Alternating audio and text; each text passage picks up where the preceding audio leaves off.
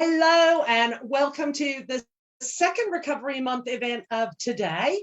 And we are just honored, happy, privileged to have Stacy Charpentier with us. And we are fortunate that Khalees and I not only call her our friend, our mentor, our guide, our ally, our cheerleader, our motivator. You fill all the roles of a recovery coach to us just in normal life. And you're just a blessing that has arrived, and we are so grateful that you are here to share recovery coaching, recovery in your life personally, locally in Connecticut, and then globally. So, yeah, we are going to hand over to Stacy and just take it away. If anybody has questions for Stacy about recovery coaching, CCAR, what they do, how they do it, any of that stuff, drop them in the chat, and we will have a little Q&A session or a chat with Stacy at the end. But over to you, amazing lady. Take it away. Thank you. Well, one, I'm hugely excited to have been invited to share with you during your Recovery Month celebration. And we spoke yesterday and we were talking about how it's your 1 year anniversary and all the different things that you had. And it kind of reminded me of when I started at CCAR, because I came into this thing and then before I knew it, things kind of snowballed into what things are now. And it really did. Things just grow by leaps and bounds. And a lot of that has to do with the people who get behind it and want to see it grow, who see the need and see how much, our curriculum is a need out there, and just running with it and doing such huge, amazing things. So I really want to say thank you for taking us to the UK and for making CCAR, global, taking us global, really, it's been incredible. So a little bit about me, I guess, is so I'm the director of training here at CCAR in Hartford, Connecticut. And I started here in 2013. I had worked in professional development for a really long time, working at an agency that was there to provide professional development for educators, parents, administrators, and things. And I really enjoyed the events management piece of all of that and working with different people to make all those things happen. And I really saw myself on the administrative side. Like that was where I really kind of was grounded. I could deal with a lot of tasks and a lot of the multiple things that would come at you and prioritizing all of that stuff. And when my position was eliminated, I was kind of like, now what? What do I do? What do I do with these skills? And I ended up finding a temp assignment at the Connecticut Certification Board, which is where the birth of the Certified Addiction Recovery Coach as a certification actually took shape, under Jeff Kwame, who is the executive director there now, the previous executive director, Marshall Rozier, as well as a lot of other subject matter experts like Phil Valentine, who was in the room, and a bunch of other people.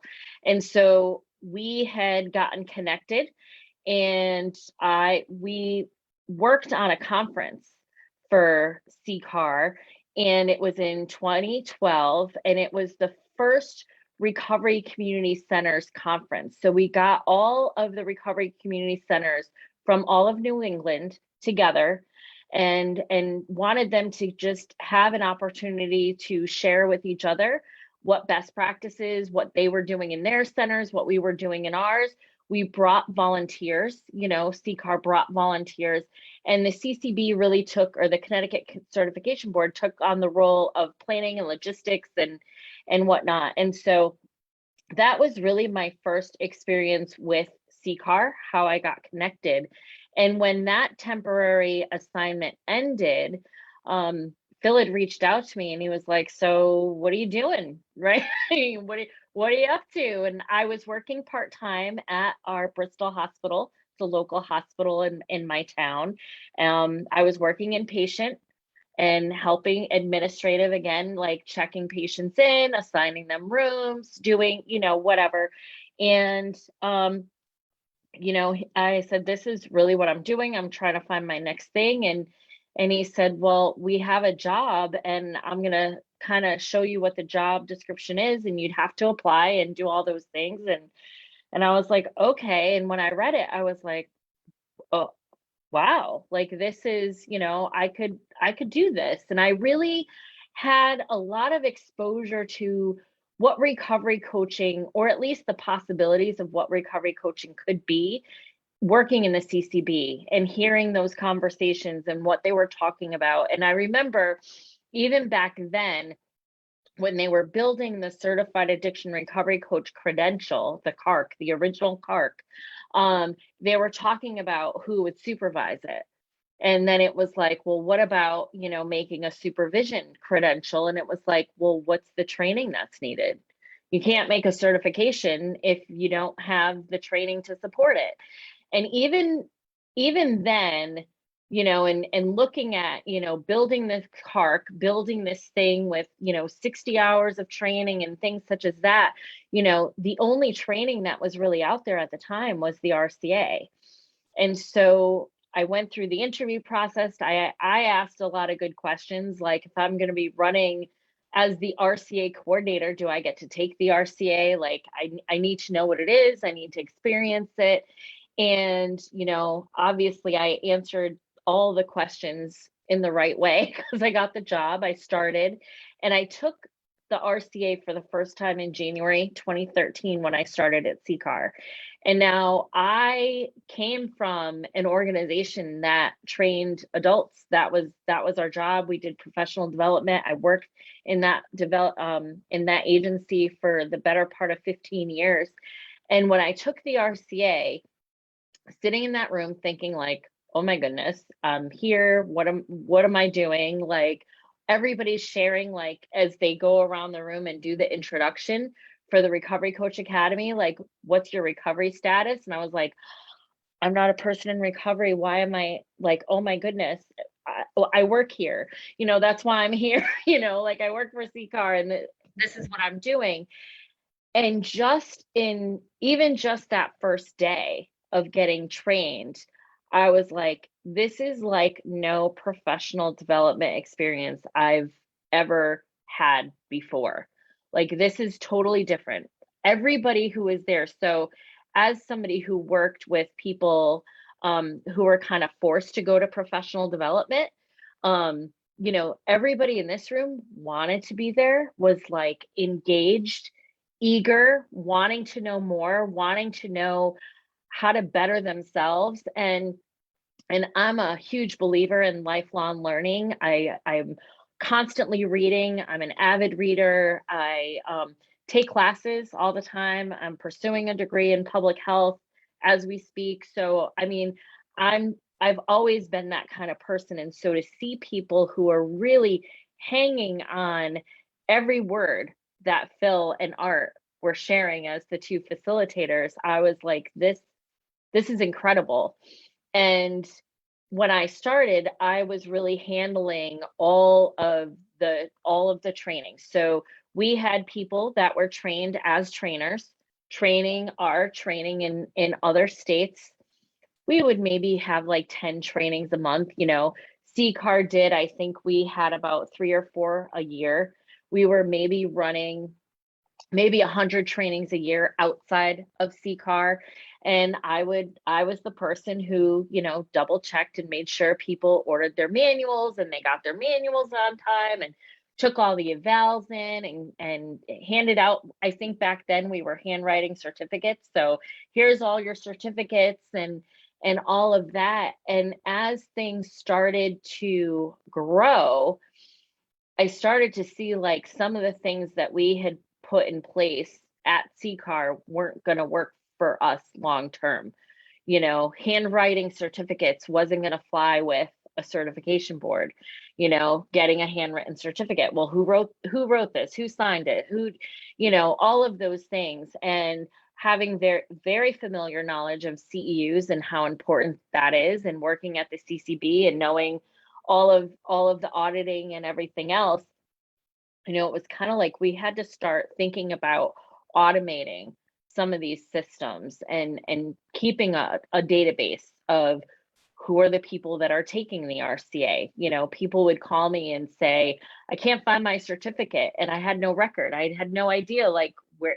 I would have to go through sign-in sheets with people's names, like, well, do you remember what state you were in? Do you remember what month you took? And so back then, and back then in 2013, like I said, we had maybe 140 people that took the training throughout the entire of 2013.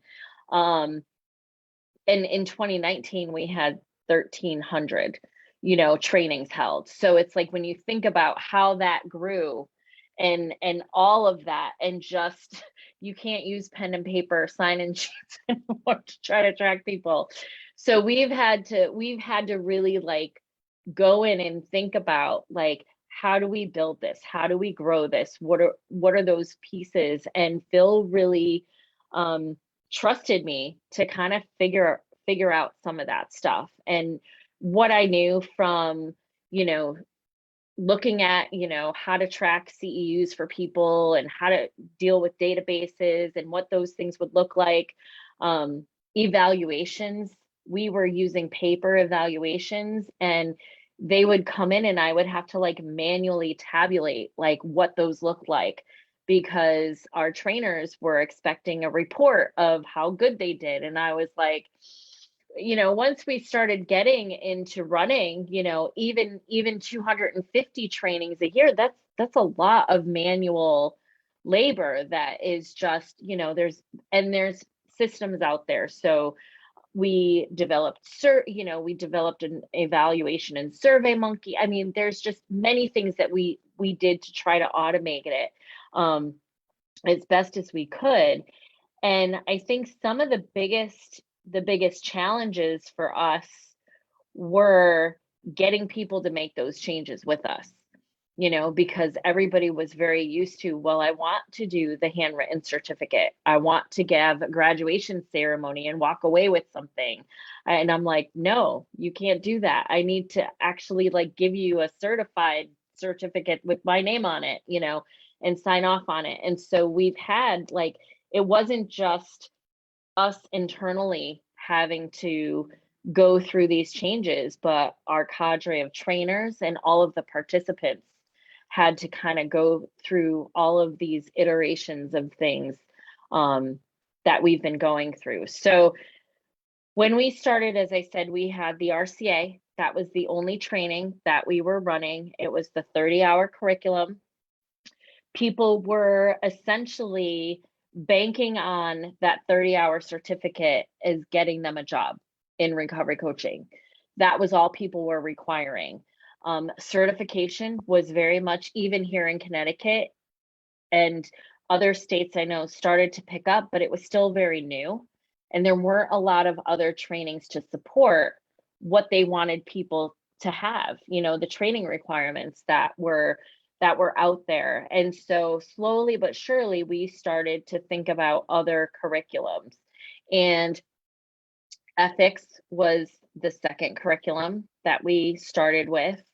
And in the beginning, it was really more of a review of what the RCA was. And a lot of that curriculum is based on the works of Bill White and a PROACT group who came out with these guidelines for peers, the ethical guidelines. It's a free document that's out there. It's also, that document is also listed for the IC and RC as like required reading if you're going to take their certification exam. And so we kind of looked at that document as being gold. Like these are all the answers to all of the questions, like should recovery coaches do this or should recovery coaches do that? And it was really the way that it was laid out, everything was really well done. And so we kind of went through and thought, people don't really need a review of what the RCA is, we really need to pick apart this document and think about, what are the things that recovery coaches are really going to deal with? What are those big, heavy questions? Because I always look at, and I think this is part of just like the beauty of it is that, we live in this gray area. We don't have a lot of black and white answers. We don't have a lot of, well, you can't do this or you can't do that. It's very much, we're allowed to make these connections with people. It's what makes the role so beautiful.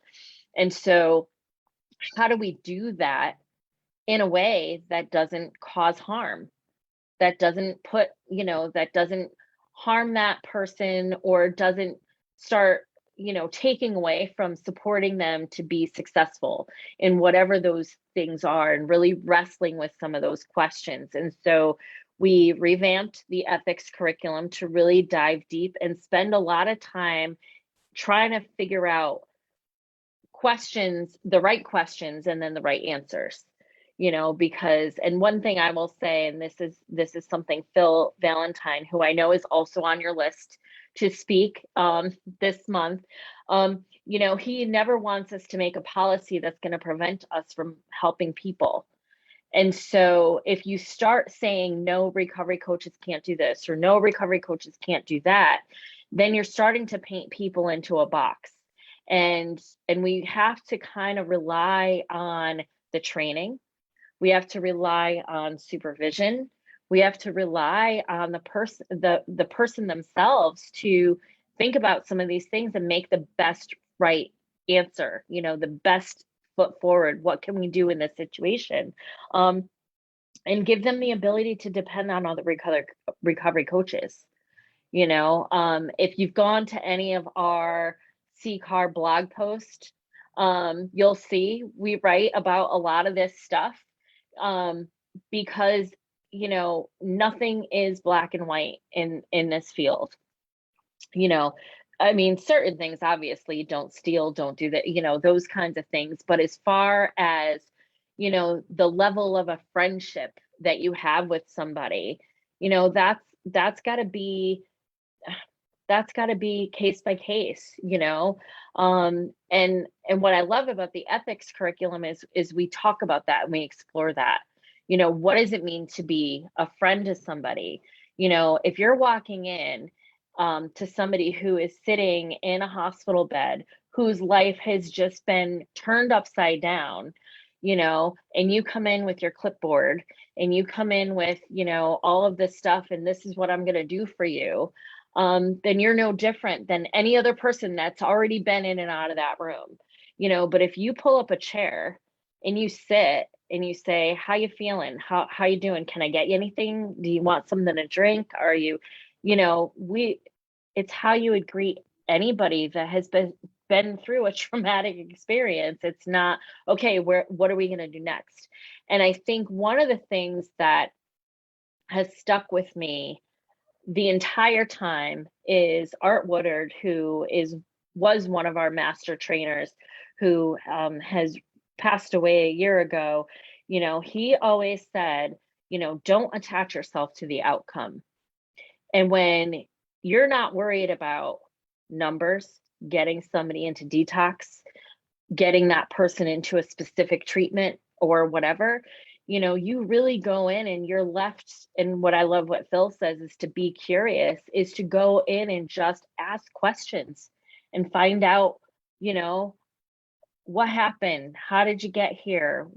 How are things going? What are some things that maybe are themes that I can tease out from what they're telling me? Can I formulate some good questions? And, what do you want to do from here? What are your options from here? And really be able to have those conversations. And so ethics is a huge piece. It's hugely important. And I'll go a little bit into, like, with certification, ethics is so important that from a certification standpoint, to be certified, you have to have a certain amount of hours for your initial certification. And then to be recertified, your hours every year have to include a certain portion of just ethics. And so, we had the ethics curriculum. We developed spirituality. We talked about professionalism, which we also have some ethics components in there as well.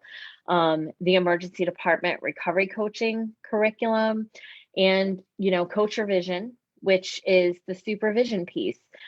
We did have a few other curriculums along the way that didn't really pan out the way that we had expected. And one of those was the Recovery Coach Academy for Home-Based Navigators, which was really like a veterans version of the RCA. And all it was really a group in Washington State. They had a large veteran population, and the word coach just didn't work for them, for the people that they were serving. Saying that somebody was a recovery coach in that field or in that population, like it just didn't make sense to them. So they wanted it to be a home-based navigator. Like that was the language that they wanted to use, and it made a huge amount of sense. There was an agency that already had a lot of information about the different culture, military culture, which is a lot different than, we talk about culture and power and privilege in the RCA, but we talk, military culture is, talk about being treated like an object and everything else. So there were a few things that we could kind of sit there and say, okay, we can change this slant or that slant.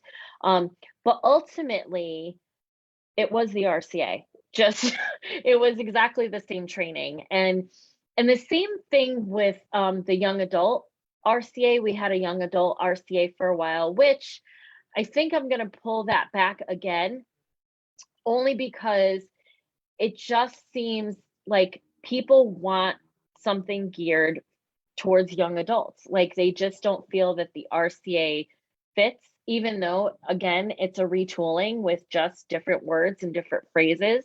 But I think with the young adult piece, and actually when we come out, it'll be called Young People Recovery Coach Academy, because that's the vernacular that people want to utilize for that population, or at least that's what that population was saying to us, that they wanted to use people as opposed to adults.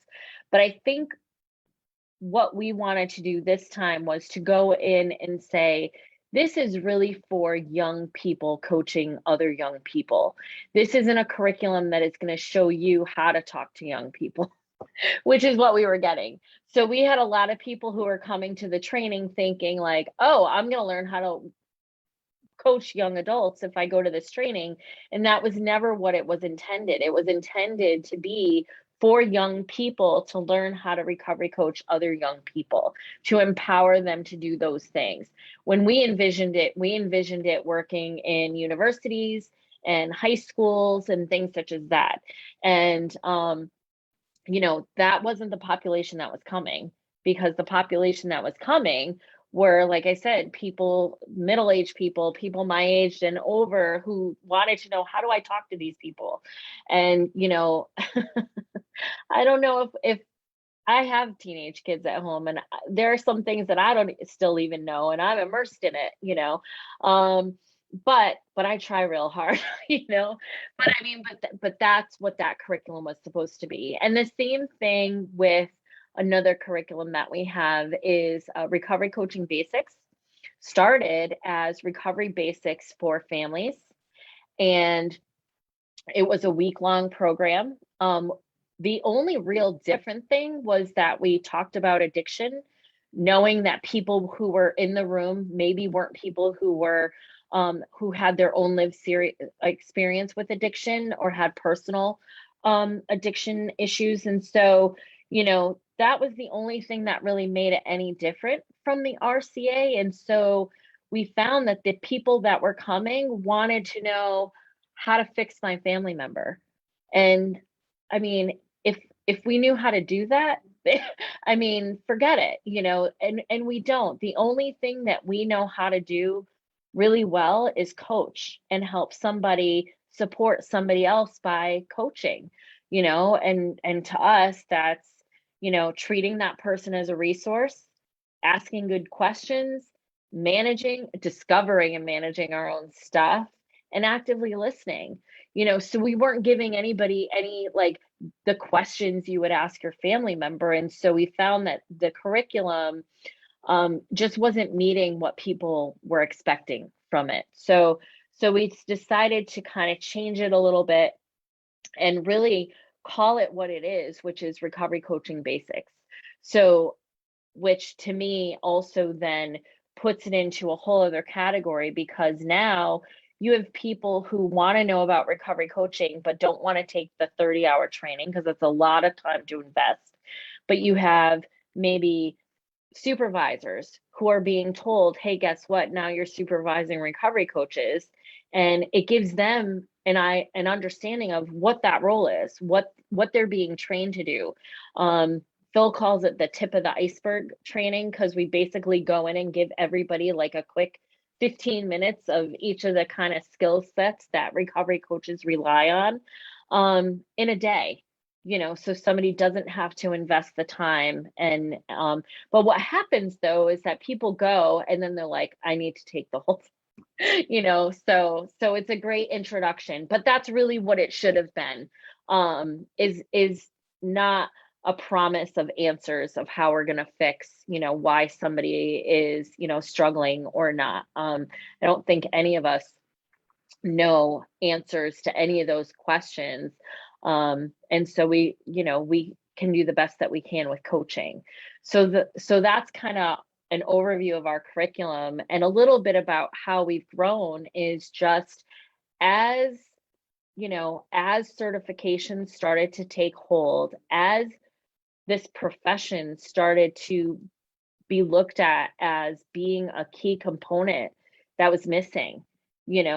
People were often, and I know this because I share this as my own story as a family member. My dad would go into a treatment program and he would come out, and I would assume that he was all set. He's good. He was in it for 30 days, 90 days, whatever. And he came back and, everything was going to go back to what normal, or whatever that terminology was, or, whatever. And, I didn't realize that at that moment, like his recovery journey was just starting. He was in detox to start to learn about the disease of addiction and to try to get, over some of the withdrawal symptoms and things such as that, and learn some coping strategies and everything else. But once he was out of the structure, once he was out of the daily routine and, the freedom of connecting with people and the same stresses and the same things that kind of got him in there, once he was reintroduced to all that stuff, he didn't have the supports, and we probably didn't help because, we expected that he was all set, and so one of the things that I remember when I took the RCA for the first time is going through and learning about the stages of recovery and seeing what that was, and looking at, the different years that people put on things. And it just, like, when you think about the stages of recovery, and the first stage, which is learning about addiction and detoxing and all those things, is obviously I don't want to put a lot of weight into like sticking to time frames, but there's like a year in that kind of framework, and people are coming out 30 days and 90 days, and us as families or society or employers, like, you're good. Like, and that's not the case. People are working a pathway of recovery, or people are walking that journey of recovery for the rest of their lives. It doesn't stop. And so I think there's a lot of beauty in the recovery coaching basics class, because, for somebody like me who maybe wouldn't have had that information, now I can be exposed to it in a really easy, inclusive way. It's especially now that everything's online, like we are, you know. But I talk about, you know, when I first started to think about myself and my place in all of this stuff and how I fit personally, um, because a lot of people didn't really want to hear what I had to say because I wasn't a person in recovery. I had people that, you know, because I trained the curriculum. I was trained as a trainer that first month that I took the RCA. I went through the TOT right then and there, and by that August, I was training. So I've been training since I started at CCAR, and I remember somebody coming up to me after one of the trainings and said, you know, somebody told me not to come to your class because you weren't one of us. And I thought, wow. And he's like, but I'm so glad that I did because you're one of us. You know, like there's no doubt, like you get it, you understand it, you the way that you explain, you know, your story and weave your examples in.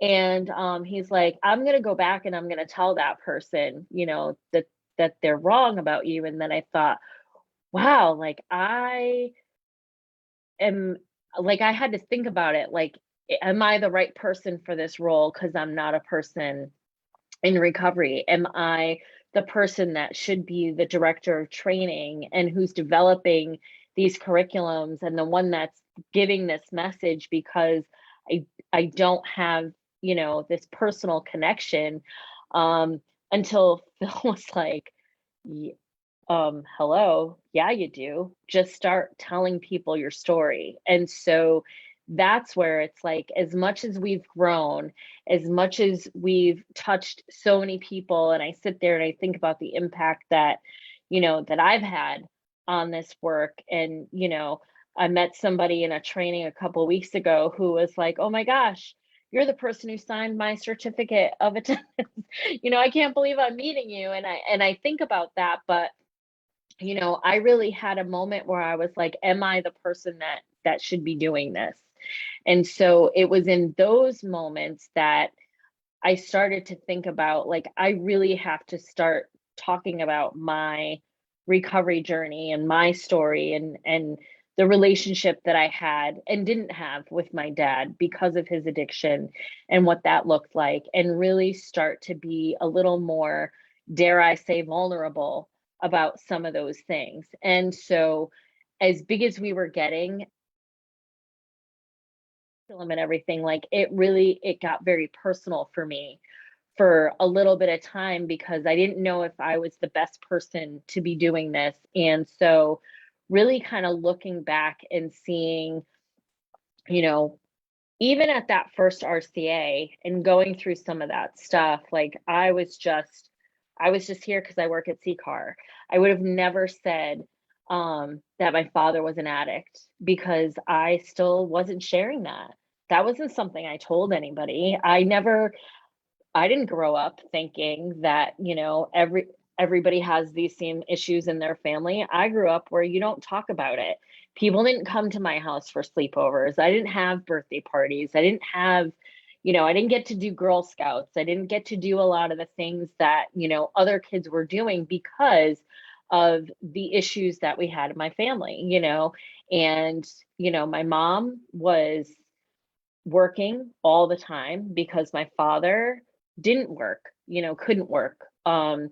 You know, if he lost a job, it just meant that my mom had to go get another job, you know. And so there wasn't the person who was going to bring me to any of these birthday parties or Girl Scouts or any of that stuff. And so it was real easy for me to just not share any of that.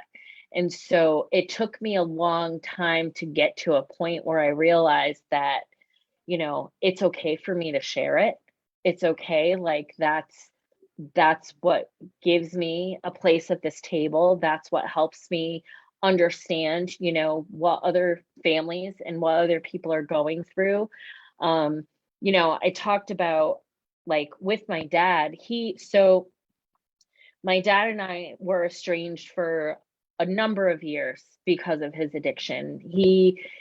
He tried so many times to get clean and when he passed away a few years ago, I remember like going through all his stuff and finding his AA books and his chips and his coins and I have a whole drawer full of all of this stuff.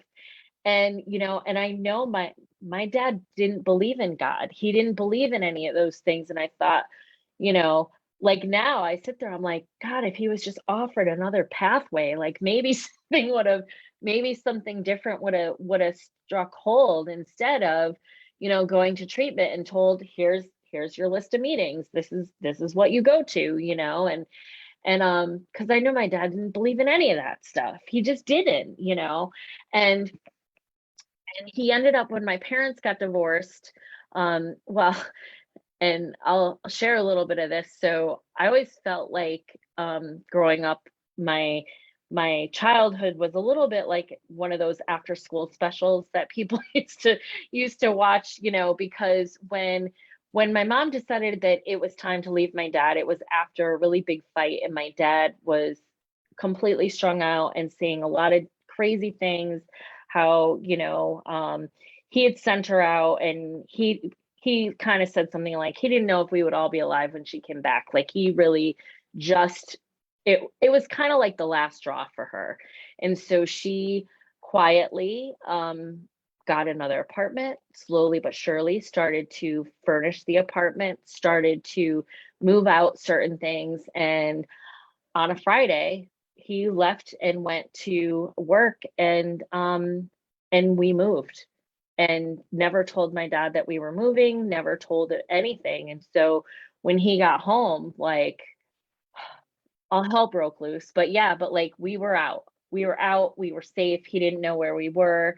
And you know, and I think about some of that stuff, and it's like, and so even at that point, like we were completely estranged at that point. Like there was no relationship. My father crashed into a Jersey barrier that night, like intending to harm himself.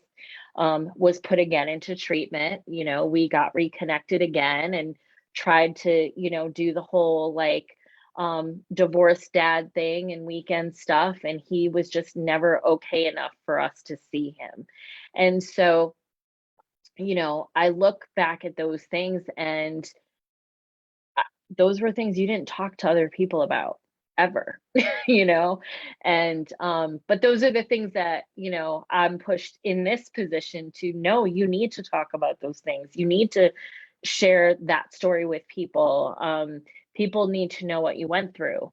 And so in working here and building this program and building what the Recovery Coach Academy is, or what the profession of recovery coaching has looked like, I've been walking like a similar path of my own, trying to find, you know, what it all means for me personally in all the work that I'm doing. And what does it mean in when I think about some of those the last times that that I was with my dad.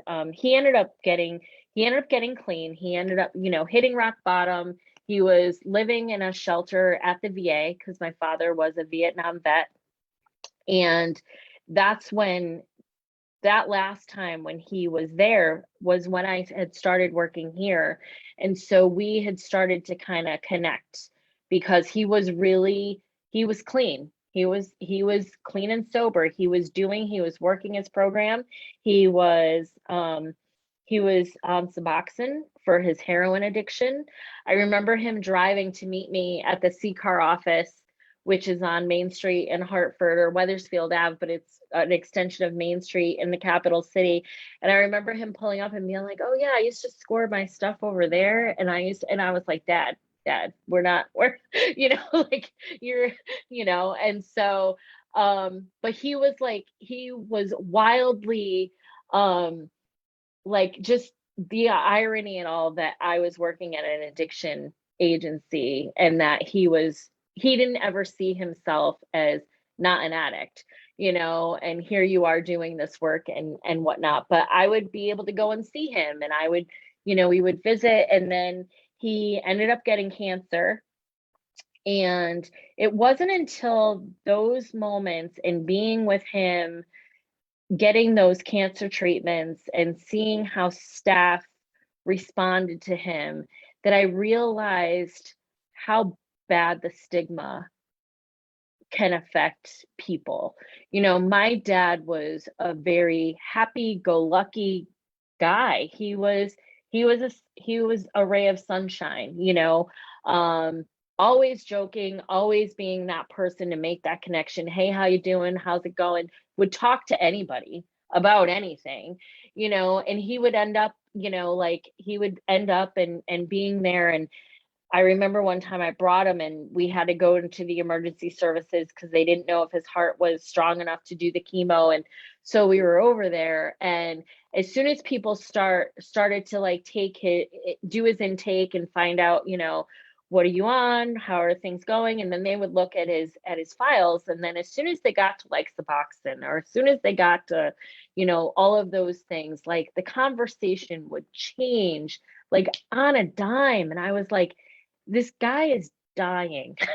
He's clean. He's getting your services. You know, give him some compassion, like, you know, and I remember there was one doctor who was a young doctor who actually, you know, he was like going through and like I said, he was a little bit younger, and he was just like, you know, before we get to all of this, I just want to shake your hand and thank you for your service to our country and everything else. And I was like, you know, and I feel like that's kind of like, to me, like that's what our recovery coaches coming into these emergency departments or into these situations where people are just used to seeing the people who are here for, or what we call like the frequent flyers, or the ones that you know, whatever, you know, they can be the one that come in and say, you know, wow, thank you, my name is Stacy, how can I help you, what's going on today, what can I help you with, are you warm enough, do you want me to get you a blanket, you know, all of those things. Because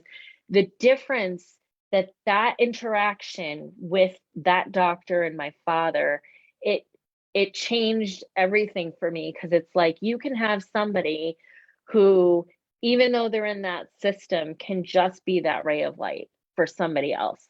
And so I started to see a lot of things that we were experiencing with what my father was going through, and just the things that I was kind of going back and reflecting on, being things that we were trying to solve with recovery coaches, you know, and being those stories that, you know, when I was up in the front of the room and sharing a story, like these were my stories, these were my personal experiences. And although I'm not in personal recovery from an addiction, like I'm in recovery as a family member, because I'm walking this walk, you know. And it took me a really long time to really think about some of those things. And when I did my blog post where I actually threw it all out there, my lived experience, like this is it. You know, I was the 5-year-old who was walking to the corner store to get rolling papers for my dad. Like this was my life. And it was very freeing for me to not have to wear that mask, you know, to not have to be hiding so many aspects of my life and what made me to be who I am today. And, you know, and I think about that because, you know, it goes back to that whole thing of, you know, addiction doesn't just affect that one person, it affects the family, it affects their friends, it affects the community, affects, you know, workplaces. It's immeasurable. And so when you think about what we're doing, you know, and the growth that we've had, and the rippling of what the RCA has become from, you know, from being this 30-hour curriculum, you know, to six trainings in 2009, you know, to over 1,000 trainings being held worldwide now that we're, you know, global and everything else. I mean, it's because it's like a ripple, it's like you have that one thing, and then those people tell those people, and those people tell those people, and that's how healing addiction is for me. Like, that person gets into recovery and it heals not just that person, but all of the people around them, and it changes them. It changes everybody. And I love this graphic, and I wish I had it, and I doubt Phil will share it because I know he's not a PowerPoint person anymore either. But there was this graphic that talked about potential in people. And it showed, like, if somebody, there's like this bar graph where if somebody like kind of found, was an addict or whatever, they would be on like this little platform, and then once they were in the throes of addiction, they would go down and whatnot. But once they found recovery, it was like they went up and they surpassed what their trajectory would have been had they not been an addict. And when you think about that, and I look at, so one of the benefits of working here at CCAR, and any one of you who are working in this field knows, is we're surrounded by miracles every single day. And so to see a bunch of people who are working beyond their potential, who are doing things that they probably would have never thought possible. I mean, I'm privileged, I'm honored, I'm blessed, that this is and this is what fuels me. The social justice aspect of a lot of these things fuels me, but seeing it person to person and how that changes is just amazing. And I get to do some of that, like I get to be witness to that, and I get to help people. I get to help develop people that can help shepherd other people through that process. I mean, and that is just, to me, it's incredible, and I don't know about you guys, but as soon as somebody knows that you work in the field that you work, or, whatever, it's like, I have people reaching out to me all the time. I have a sister, I have a friend, I have a this, I have a that, and sending me private messages, and how can I get them help, or what can I talk to them, or what are good books to read, or how can I support this person? I mean, I've been saying this all recovery month about like our little social media campaign. Like, recovery isn't just what we do, it's like who we are, because it really is who we are. And I look at all of those things, and I look at all of those little things that we do that have just built us into this kind of machine of people that just want to help and go and continuously help and build other people. We talk about transform people, and throughout this whole process, yeah, I've been transformed. So Oh, Stacey, you are just amazing, and thank you so much for sharing welcome. all your stuff. You're just fabulous. All of it. That's okay. That's it. Just dump it all in the UK. We'll take it. I know. I'll take it. So we've got some questions for you. Oh, I'm ready on the hot seat. Yes. So let's see. So what makes Recovery Coach Academy different from other routes or programs that are out there? Well, the one thing that I will say is that I'm not as familiar with other programs. Obviously, I love my own, but I think what makes us different is just the experiential experience. I mean, it's just the experience of what you go through. So in a lot of different programs, and I know this from going and working in professional development, it's a lot of, getting information and getting fed information, and people want to know, well, what do I do when, and when do I do this, and what are the questions that I ask? Like, people want a very prescriptive, like, what this is.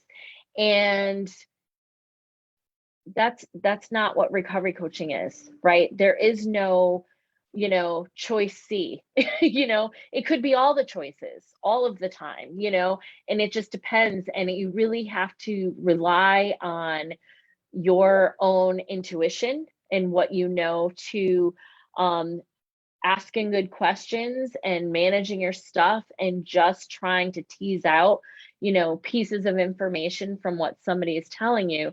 And I think the way that the Recovery Coach Academy is different is you're in it from the moment that you start the training. You're in it, you're immersed into an experience. It's not just you're going to hear, yeah, we have, you've seen the manuals, they're thick, there's a lot of information, but the entire time we're asking you questions, we're putting you in situations so that you can figure out and be your own best resource as to what would I do in this situation? Because we always, we trust people as their own best resources. The people who come into these programs come in with a huge array of knowledge and skills and experiences from which to draw on. And we just want to build on that. And I think that's the difference is it's not just a come sit and get, and here's how you're going to do it. Here's your manual of the questions to ask. We kind of get you to think about how is Naetha going to be the best coach that Naetha can be?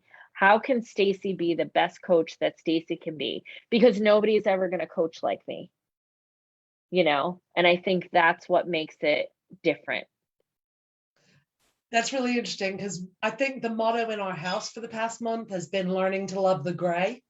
Yeah. I think Khalees even wrote an email blog thing about 50 Shades of Grey, and it's not what you think. Right. For sure. Yeah. And I think, James was also talking to us, when there's structure and a strategy and you have to follow it, lots of people don't fit into that box of structure and strategy. Right. So if you don't measure people on discharge and successful completion, how do we measure this? Right. and that's the whole thing is, I think, throughout, and Phil talks about this in the CCAR experience, about evidence-based practices and about, yes, I think there is stuff to be said for things that, are data that helps prove that certain things are working. But I think just the growth that we see in people from that day 1 to day 5, and it's not even like, is that person going to be a good recovery coach or not a good recovery coach? Isn't even about that. It's really about a lot of the skills that we have are just how to be and how to communicate differently, how to treat anybody as a resource. Like, you don't have to be a recovery coach to treat people as resources. You don't have to be a recovery coach to learn how to actively listen. It's just going to help you be better at anything, and I didn't think that I was ever going to be a coach when I first took that training. I didn't go into it for that, but the whole time I was like, oh my gosh, like the entire time I was like, oh my gosh, like how did I not do this already? Yeah. So I think just the experiential nature of the RCA to build upon the skills that are already innate within you is what makes it different. You're not going to just come and get a how-to manual. That's not what this is. It's interesting because, some people have said to us that this just isn't a training, it's a community. It just feels different. And it is, and you can't encapsulate that. You mentioned that something happened and people started to look at recovery coaching seriously. What happened? Who started looking? What went on? Oh my goodness. Well, I think that, so when I first started is in that 2012, when recovery coaching started to kind of take shape, and it was just a few years after the RCA started to kind of formulate itself. So the RCA started in 2009, and it was only trained a few times to a very small group of people. Those people ended up being like the first cadre of trainers that then went out and started to train it. But I think people saw a value in peer, and I'll use that term very loosely because I know we don't like to utilize that term a lot. But I mean, but people really saw the value of other people who've walked a specific journey, helping other people figure out what that journey is for themselves, and how I can help be an inspiration to somebody by saying to them, I was right there with you. I've been through this. And so you may not think that it's possible, but it is possible because I did it, and so we have always had volunteers in our recovery community centers. We have 5 here in Connecticut. And the RCA was really built out of them wanting to know better how to help people that were coming into our centers. We had all these volunteers who were being at the front lines saying, what are you here for? Welcome to CCAR. And they wanted to be better at helping people who are coming into our centers. And that's really kind of how this whole curriculum started. That's how it was built. What are the things that we want people to know? What are the questions, or what are the things that we want them to feel when they come into a center? All of those things. And as that training started to be trained in other areas, I think people were like, whoa, this is the piece that's been missing. It isn't just come out of treatment and boom, there you are back in your life. Keep going, and expecting people to be able to cope with things that they didn't cope with the first time, and so that's where, we looked at recovery support services really having a place, the CCAR and other recovery community organizations being a place where people could go and find those services. And those volunteers were really like coaches and helping to keep people and saying, you got this. And if you need help, I'm here, and so I think that's really where people started to kind of see the value in having somebody, not just the clinician who was dealing with, the disease of addiction and trauma and all of those things, but the other people who was going to be the support system for this person, who was going to help them navigate that, outside of treatment, because, once somebody leaves a facility, like that's it, you're done, and I know Phil talks about it too, is that, when you go in and you have, surgery, or you go in for, a broken leg or a broken, like, you also, once you go through and whatever that treatment is, like, usually also then have physical therapy, to give you, yeah, like, we fixed your arm. I had my shoulder operated on, 4 years ago, and that's great. I have a functioning shoulder, but I needed to learn how to get it to go back and stretch the way it's supposed to stretch, and how to move in certain situations. And so I had to have physical therapy for that. And, for us, like, that's the role of the recovery coach, helping you figure out like how to navigate and get back into being your best self in your life, once you've come out of some of those treatment episodes or whatever, or maybe not going to a treatment episode, just finally saying, you know what, I've had enough. How do I do this? But I don't want to do that. I don't want to go, and how do I do that? So I think that happened. And I will tell you, because Michael Askew, who used to be our manager at the Bridgeport Recovery Community Center, was our director of recovery advocacy until he retired. He used to bring up at CCAR staff meetings, like, we have to have paid coaches. And we're like, no, we would never hire coaches. They're volunteers in our centers. And here we are, how many years later, and we actually have on staff paid recovery coaches that work in emergency rooms and the Department of Corrections, and a bunch of different places that recovery coaches are being utilized now, because people saw the value of having somebody help walk that path alongside them. That leads so nicely into our next question. Somebody Yay. has said, where are some places that either you see or you'd like to see recovery coaches working outside of the typical detox hospital rehabs? Like, Everywhere. ever seen them in schools as landlord Yeah. offices, So job yeah. So centers? that's so yeah. So I would like. I mean, there is a role for a recovery coach anywhere that people are, right?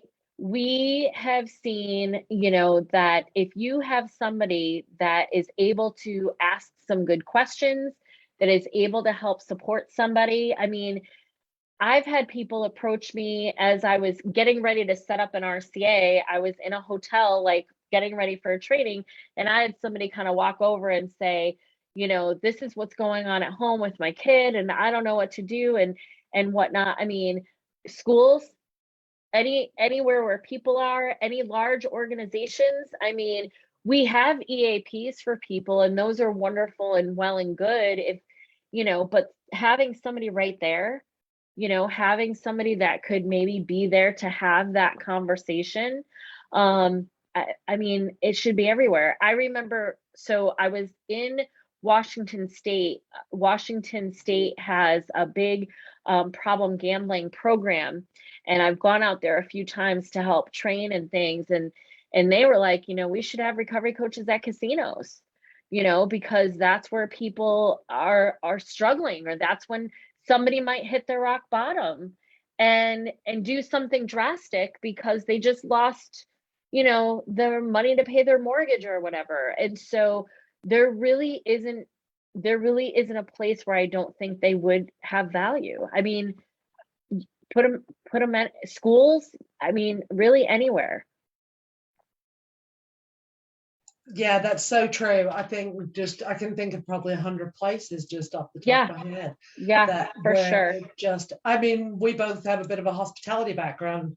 Recovery coaches on hotels on big weekends with lots of weddings and events would be Well, I mean, amazing when you think sometimes. about it, if I mean, so I like to cook. I watch a lot of cooking shows and things such as that. And if you notice throughout, that field, there are a lot of people and who are very, which I love the fact that people are very um uh, forward with, having an addiction or being in recovery from addiction. Or yeah, Steve, I totally get it.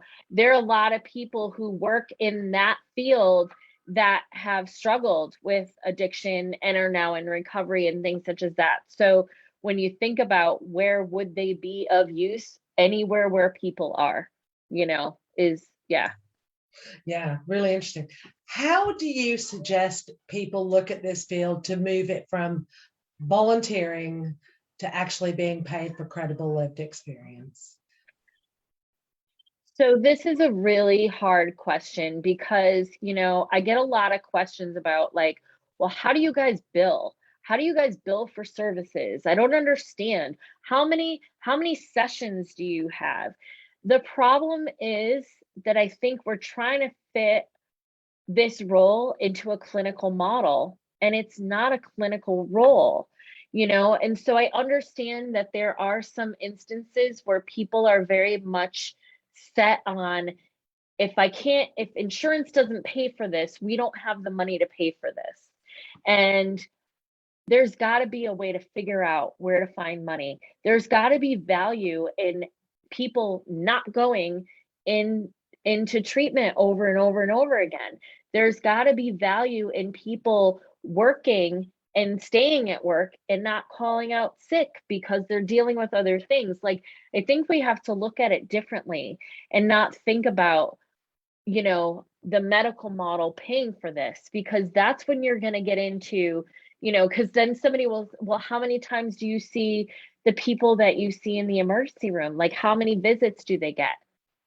As many as they want, and we don't count them as visits. We, if somebody wants to talk to me on the phone because they had an issue, I want to be able to talk to them. I don't want to sit there and be like, oh, wait, we had 5 visits already this month, so can you pause that and we'll talk next month? That doesn't work.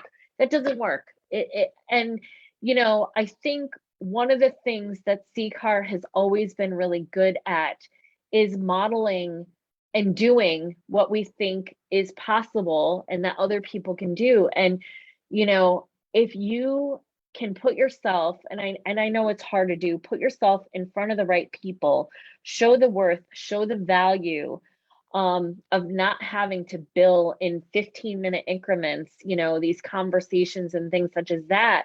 Like, if you show people the return on investment, it makes sense for that money to come elsewhere, you know, from then just insurance companies or whatever. And so, you know, we are very lucky that we have a state department that believes in us, that believes in recovery coaching, that we have politicians who have seen the history of our work, who value what we do, who will support, you know, I know Senator Murphy, you know, and another senator wanted to put, you know, a recovery coaching act, you know, so all emergency rooms had recovery coaches in the emergency rooms. Like, so it's getting in front of the right people to try to show another way so that we're not relying on insurance or billing or Medicaid or, you know, because the more that you do that, the more documentation, the more that you're spending probably more of your time filling out forms of how you're gonna get this service paid for, then you're actually spending with the person coaching,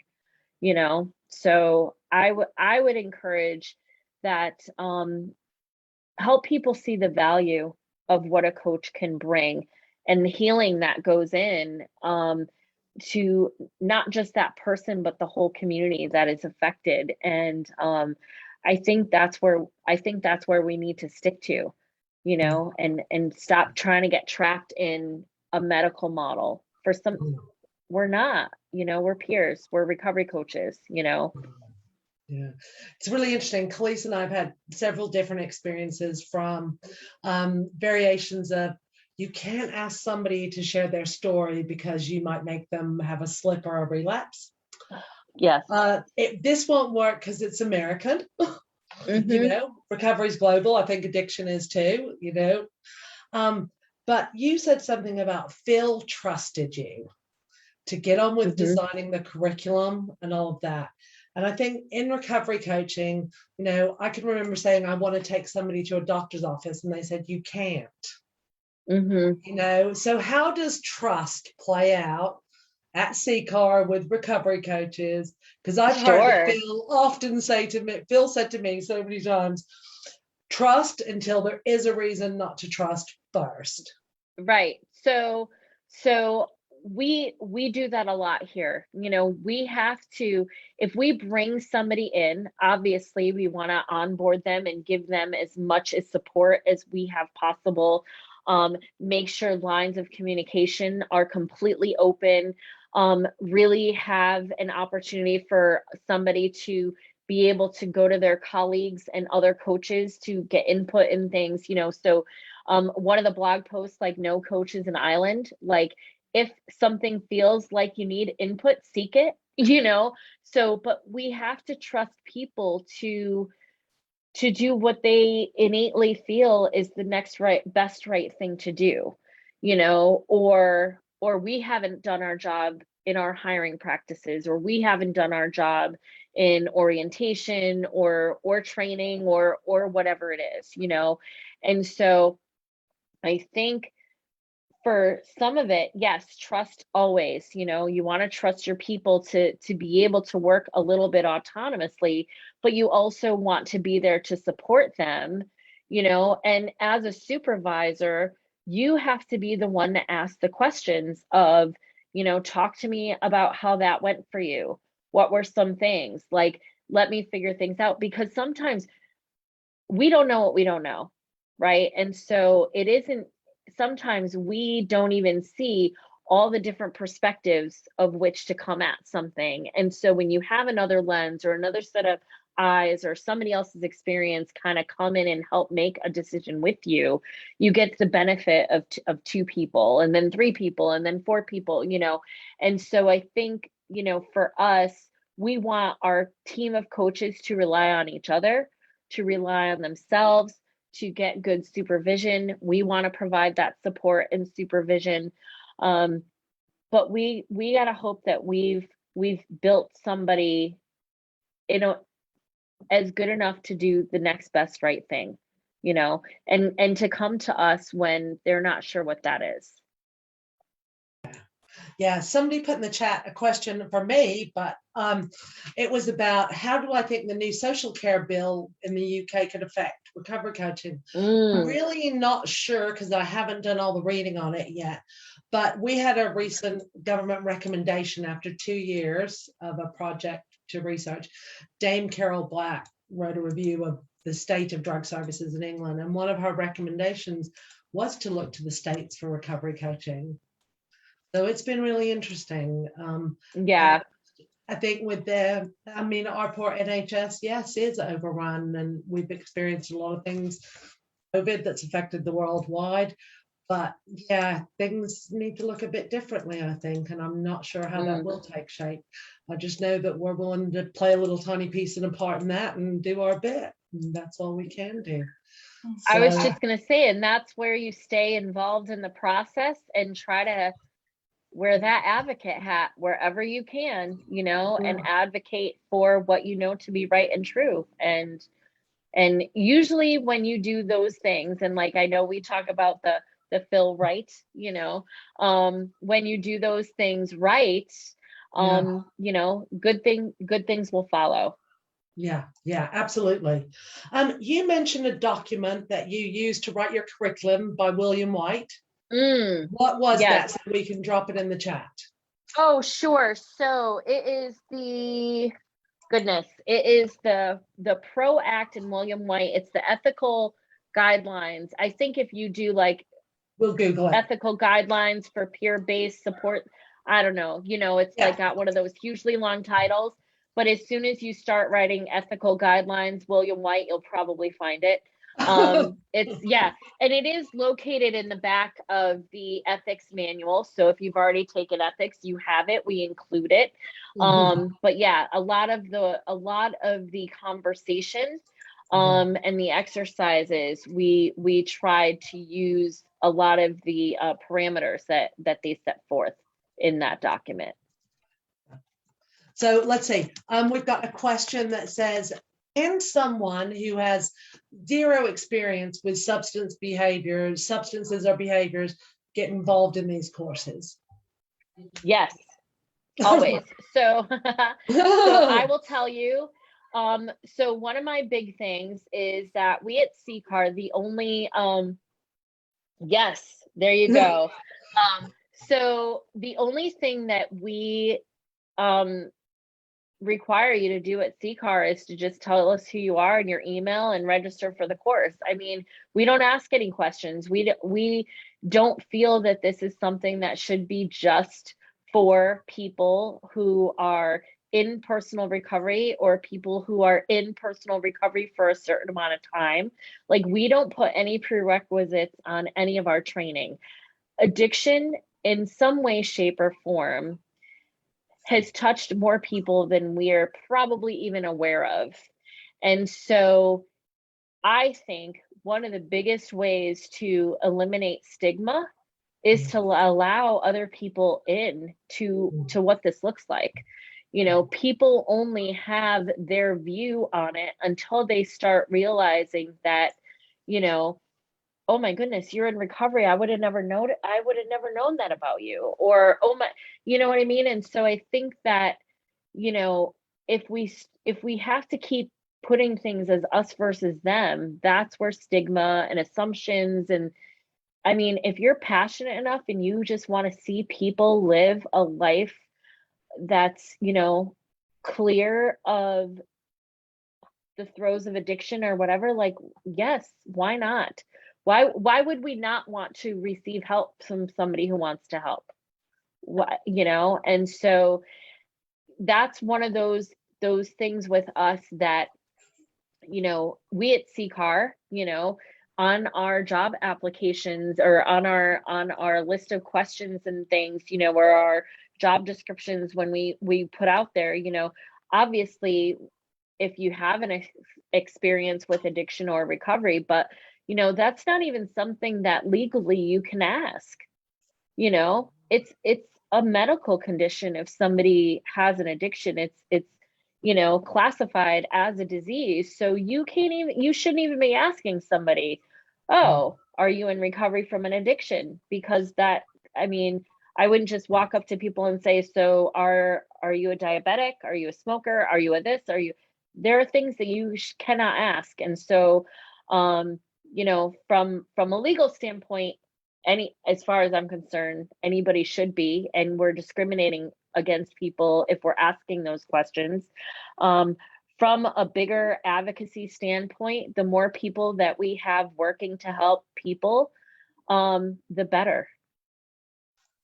It's really interesting because when we first started delivering your amazing training straight from you, we had people say, oh, you need to stop making this available straight away to everybody. You need to put an application process on.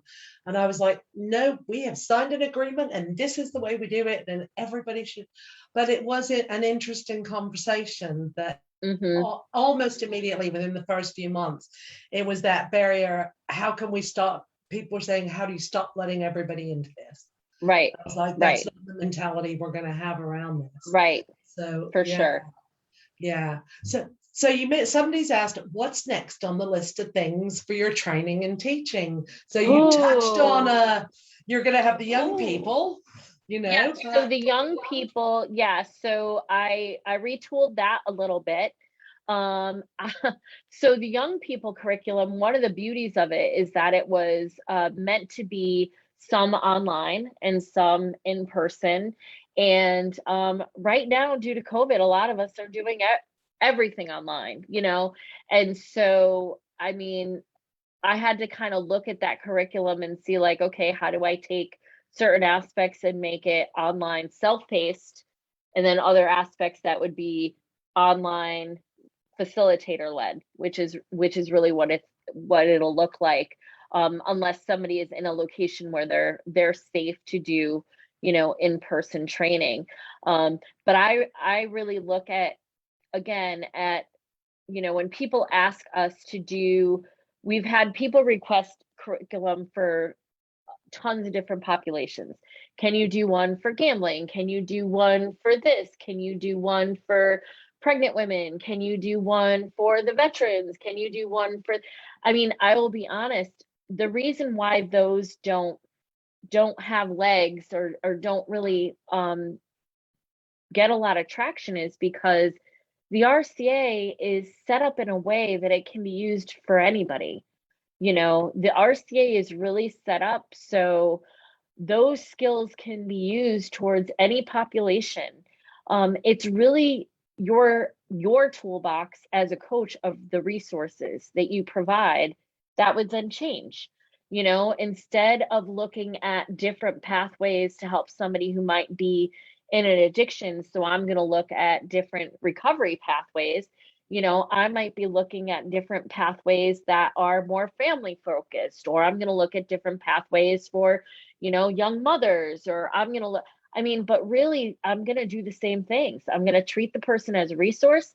I'm going to actively listen, ask good questions, manage my stuff, and help them to fulfill whatever goals that they have for themselves, that they're going to write and they're going to form and they're going to tell me what those are, so I don't really have to have a background in any specific thing. And actually, I think it's better if you don't. Like, I see Steven's hands up, so I don't want to hold him up. But one of the things that people have always said, well, recovery coaches need to know more about, medication assisted treatment. Recovery coaches need to know more about this. And I'm like, why? Isn't that what the doctors are for? It's actually worse if I know more about that, because then I might actually start going out there and suggesting certain things. I've always felt that, the less I know, the more we get to remain curious, and we can find out together. And so I don't need to be an expert in all things. I just need to remain curious and be open to what that person is asking me and try to figure it out with them. Yeah, absolutely. Stephen, we'll just unmute you and you can ask away. Hotspot Stacey, here you go. If you can understand the British accent. It's not that bad. No, I mean, I'm very passionate about the school side of things. A friend of mine, it happened not so many months ago. You know, the vape? Yes.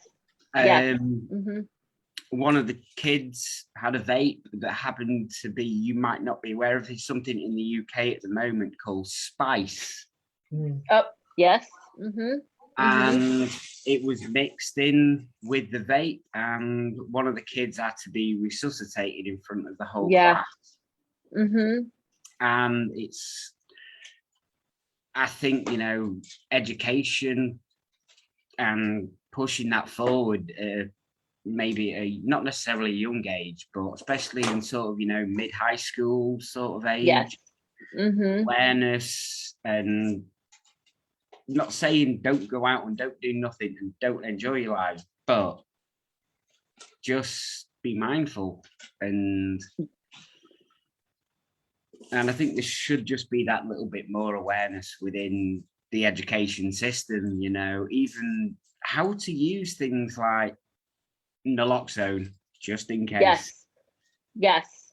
Why would we not give kids naloxone when they're the ones who are probably with their friends when their friend has a situation happen? Why would we not, you know, put those resources in the hands of the kids who would be in those situations? Why don't we do that? And I know from personal experience, a relative of mine was vaping with, you know, somebody handed her a vape and it had, you know, I don't remember exactly what was in it, but she was intoxicated because of it. And she just thought she was, you know, doing the typical nicotine thing. And so our kids are exposed to a lot of terrifying things, you know, and I look at it as, and I have 4 kids in my household. So I have 2 daughters and 2 stepdaughters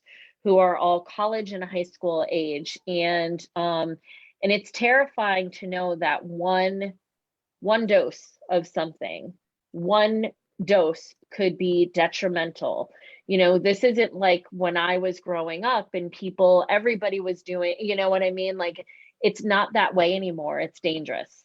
The chemicals that people are putting together in order to get you addicted to that substance, in order to get you hooked, could kill you. And so we very much have those conversations. And as an agency, we actually, Lila and I, Lila's our curriculum and instructional design person, you know, we are actually going to go out and start reaching out to schools and school districts here in Connecticut and talk to them about the Recovery Basics program.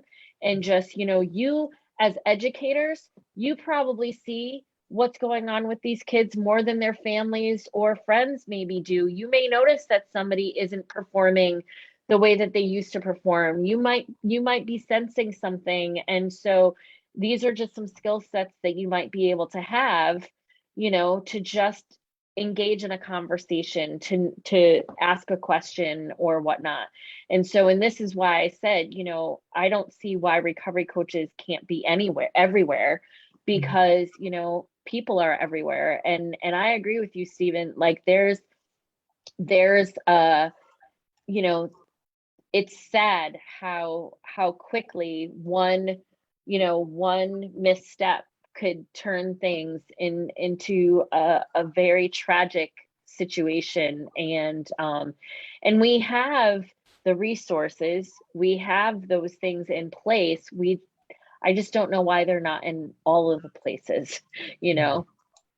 Yeah. When you were talking about schools there and even, you know, kids' impact on other kids, my mind instantly went to actually children who might need naloxone because their parents are using it at home. Yes. And, you absolutely. know, giving a child who might be in that situation, you know, something that it's not ideal for anybody to have to use that on a parent, but the other option is definitely not good. Right. So, I mean, we go in and we do the whole, like, the scared straight stuff, like, don't do drugs. And we have somebody come in and share their story and talk about it so that we can shock people into not making those decisions. But, come on, we were all kids once. We know how that goes, and so my thing is, it's just like when we had to have these conversations around sex education, and oh my goodness, heaven forbid we put condoms in school, but yet, don't get pregnant. It's kind of that same thing. And so we really have to sit there and think about, it. You might reach some people with the don't do this, but for everybody else, like, if we have things that could save somebody's life, why wouldn't we have those available? Yeah, absolutely. So one last question, and then 2 quickie questions we've been asking for everybody else. You said you love to read. What are you reading now? What book? Oh my goodness, I can tell you right now, because I do a lot of reading on my phone, and right now I am reading, I believe her last name is Klein, but it's called The Girls. And the reason why I'm reading it is because my youngest daughter is a senior, and it was one of her summer reading books that she had to read. And she was telling me a little bit about it. And I was like, oh, well, I'm going to download it and read it, and then we can talk about it. So yeah. And this year, I haven't been able to read as much. I sleep a lot more. I had COVID in January and a lot of other things that kind of happened. And so I, like, some of the meds that I was on, like, I don't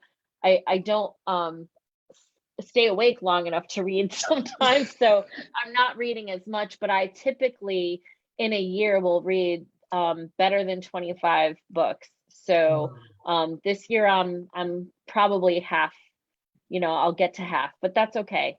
Progress, not perfection, right? Yeah. Your health and post-COVID is more important, especially to Khalees and I here, I tell you. Yes, for sure. Yes. So where do you find joy now in your life? Oh my goodness. So many things. I find joy where I work, with the people that I work with, and the conversations and things like this, getting to connect to other people, and the relationships that I have with people.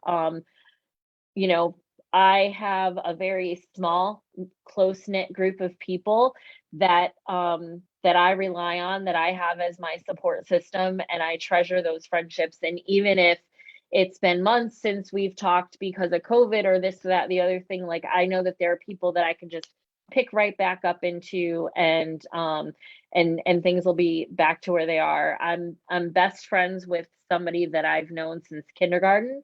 I'm still really good friends with a group of people that I went to high school with. I used to, before this whole COVID stuff, go to the gym every morning and do a HIIT workout, which is kind of like boot camp. I haven't been able to go as hard at that, but I'm hopeful by 2022 I will be back in the gym and back with all those people, because it was very much about self-care, but I found a lot of joy in seeing how my body could work and how I could, do different things and challenge myself to do different things that I never thought I would even, planking, come on, right? Burpees, what are you kidding me? And the fact that I did some of that stuff and deadlifted weights, and that was really challenging for me, and I loved it. And so I'm really looking forward to doing that. But I started to crochet. And so Naetha, we're friends on Facebook, so you've seen, like, I'm listen, when I get into something, I go all out, right? So I'm like, I have all the yarn, I have all the size needles, I have all the patterns, and I'm just, if there's a pattern for it, I want to figure out how to make it. And so I did a pumpkin the other day for the first time, and now I have everybody requesting to make these little crocheted pumpkins. I started on a cardigan. I'm camping next week with my husband, so that'll be my as I'm sitting at the front of the campfire, that's what I'll be doing. So, and I find joy in, my family and my girls, like they keep me young. They keep me challenged. There isn't I relish the relationships that I have with them, and just watching them grow and thrive and finding their own path, that's brought me so much joy, that they're in a place in their life that they're starting to make decisions, that I'm allowing them to make decisions. I'm trusting them as their own best resource. But that knowing the relationship that I had with my dad, that I'm present for all of it, that I'm there for all of it. And that brings me so much joy. Right. And what is your hope for recovery coaching in the future? So I've always kind of talked about, like setting people up for success. Right. And so my hope, and I even said this a couple of years before, is that I want it to be to the point where people are seeking us out. Like, instead of us having to go and find these opportunities and find these places where we can go and get paid for our services, or find those, how can I build this as a business? Like, I want it to be that we don't have to do that. I want those opportunities to be out there, and to be seeking recovery coaches to fill those needs that we have. We shouldn't be having to show people how valuable this model is. We shouldn't be having to show data to show how successful we are. We should just be able to rest on our laurels like a lot of other professions do. And, the proof is in the pudding. Look at people that are well, look at people that are serving as recovery coaches, and what they've done. And that should be proof enough. And so I'm hopeful that, those opportunities will be out there, and people will be actively searching for people to fill those roles, instead of us trying to figure out where can we put those roles in place. So that's what I would like to see. Yeah. Oh, thank you so much, Stacey, for just You're welcome. Sharing everything with us. Everything. I just want to thank you for just being a part of our life for the past 13 months. You are just like a best friend, and I'm going to cry because we're just really grateful for I know. you've given. I know. I mean, when we think about like I look back and think about all the things that I went through in 7-8 years, and we're talking about like what you've done in a year, and it's like it goes by like that, but yet to be able to go back and look at all the milestones that you guys have hit. And I just thank you both for bringing us along with you into the UK, and for putting CCAR there, and the help that you're providing to that whole population of people that were looking for something and didn't know what it was. To be able to offer them CCAR is just, again, I get to bear witness to miracles, and that's just, if that's not joyous, then I don't know what is. Yeah. And I mean, I'm so grateful because, it has been work on your part too, Yeah. I think we have given you a lot of work too, and there's been cultural barriers and cultural differences. Yes. And it is just learning, we wouldn't be recovery coaches if we didn't know how to overcome and challenge some barriers, right? Yes. Yes. So I just want to thank you so much. And we are just going to keep spreading the CCAR word and spreading recovery coaching everywhere we can. And I look forward to spending a whole day with you next month on Zoom. Yes, that's right. That's right. Yeah. I know someday we'll make that happen. We are heading to Connecticut. You better watch out. We're going to New Haven. We're going to see everybody. That's right. Absolutely. Yeah. So thank you guys so much. Thank you so much. Spending your afternoon with me, and or evening, wherever everybody is. Who knows? Thank you so much. We had somebody watching in Australia the other day, so who knows? I love it. So Thank you so much. All. Take care. Speak to you soon. Bye, hon.